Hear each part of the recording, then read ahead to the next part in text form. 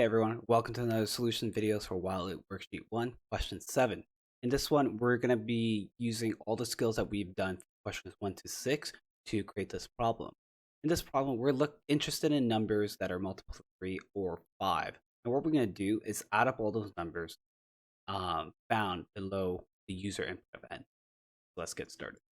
Let's for input here, we're going to go user input is equal to integer input, enter a value for n.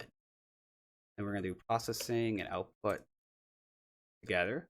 We're going to need two variables, a starting variable, and the total sum container. So total sum is equal to 0, because I'm going to be adding every number that is a multiple of 3 or 5 onto it. And then we also need a start value of 1, because we're analyzing all the numbers from 1 to input. We're going to go while start is less than or equal to user input. We're going to say if start module 3 equals 0 or start module 5 is equal to 0. Then we're going to add that value to start. And we're going to make sure that we're going to be increasing start on every iteration so that we can end that loop.